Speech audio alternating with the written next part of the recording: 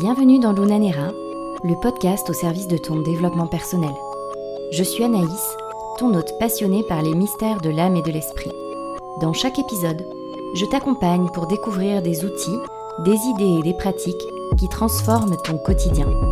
Alors prends une grande inspiration, connecte-toi à l'instant présent et laisse-toi guider dans cette exploration intérieure.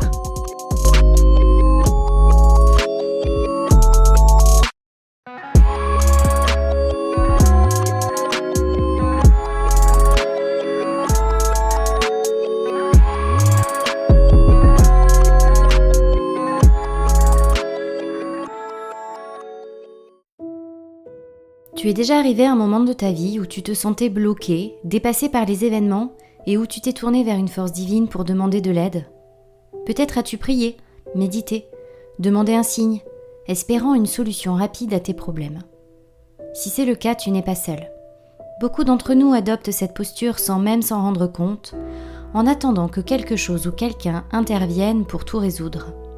Mais aujourd'hui, je veux te proposer une autre vision, celle d'une spiritualité active, où la magie ne réside pas dans l'attente d'un miracle, mais dans l'alignement de ta fréquence et dans ton pouvoir personnel de transformation.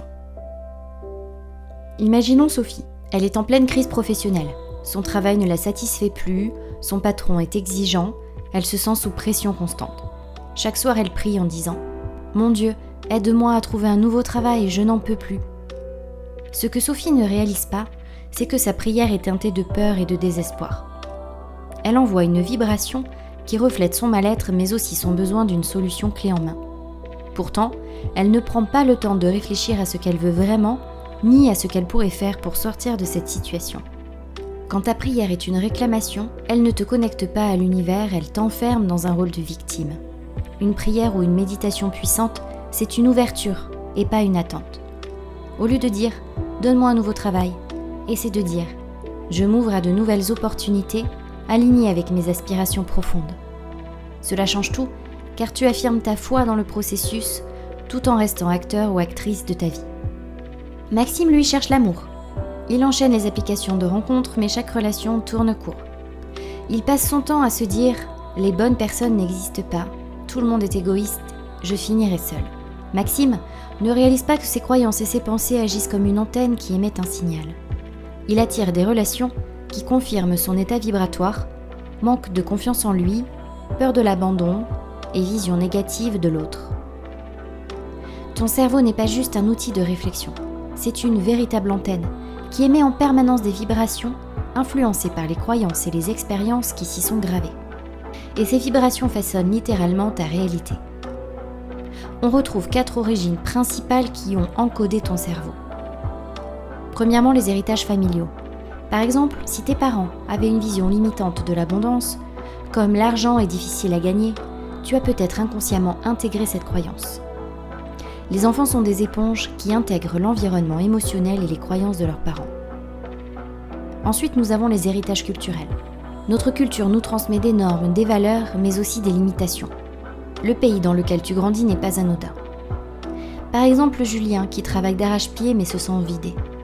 Il se rend compte qu'il poursuit un idéal de réussite imposé par sa culture plutôt que sa propre définition du succès. Ensuite, nous avons les traumatismes personnels. Les expériences douloureuses laissent des empreintes profondes dans notre cerveau. Par exemple, une personne rejetée dans l'enfance peut développer une peur de l'abandon qui colore ses relations une fois adulte. Comme par exemple Pauline, qui remarque qu'elle a du mal à se connecter émotionnellement à son partenaire. Elle réalise que son mur émotionnel vient d'un abandon vécu à 8 ans. Et enfin, nous avons l'inconscient collectif. Nous sommes aussi influencés par des croyances globales, comme le monde est dangereux ou la vie est une lutte. Ces idées, partagées à très grande échelle, modèlent notre façon d'interagir avec la réalité. Ces héritages, ces croyances et ces traumas forment le code sur lequel ton cerveau fonctionne. Et ce code émet une vibration précise. Si ce code est basé sur des peurs, des blessures ou des croyances limitantes, ta fréquence vibratoire est basse et attire des situations qui confirment ces états. Prenons Clara, qui rêve de monter son entreprise. Mais chaque fois qu'elle commence, elle abandonne par peur de l'échec. Quand elle explore ses blocages, elle se rend compte qu'elle a grandi dans une famille où l'on disait souvent « Les entrepreneurs prennent trop de risques, la sécurité passe par le salariat ».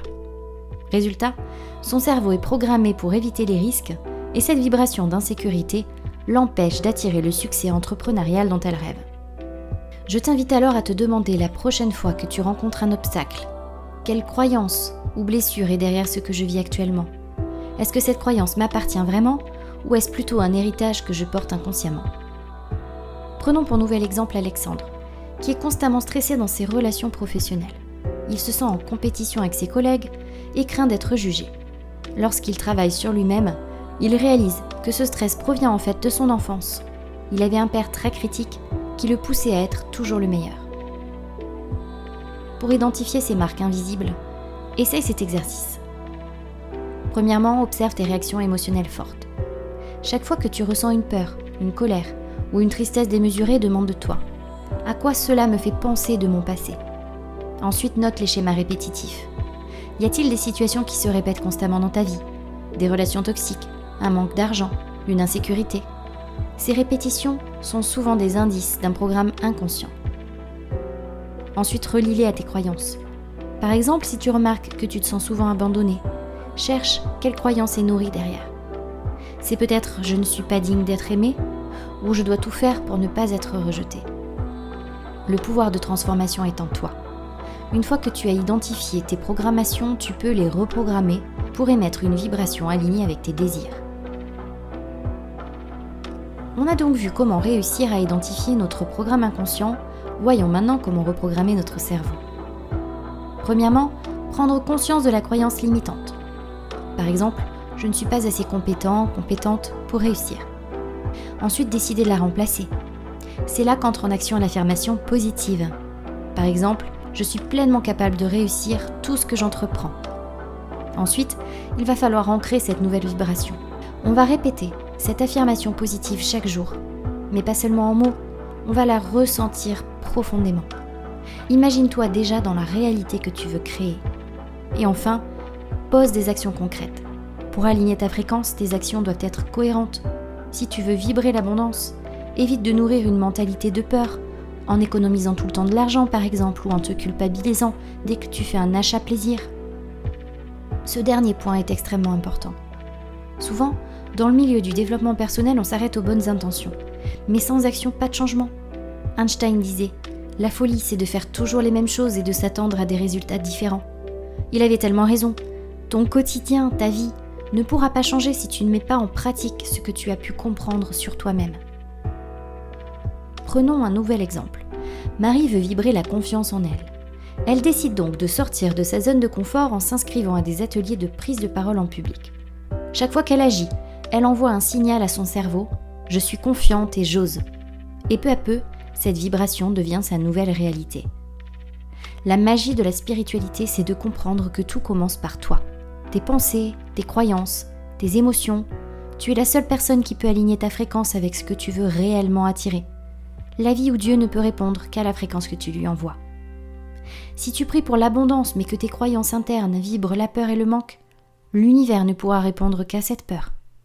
La clé, c'est donc de travailler sur toi-même pour émettre une vibration d'ouverture, de foi et de confiance. Reprogrammer ton cerveau, c'est reprendre ton pouvoir. C'est comprendre que tout, de tes pensées à tes croyances en passant par tes actions, détermine la fréquence que tu émanes. La spiritualité n'est pas un refuge pour éviter tes responsabilités, mais un moteur qui t'aide à te reconnecter avec ton potentiel créateur.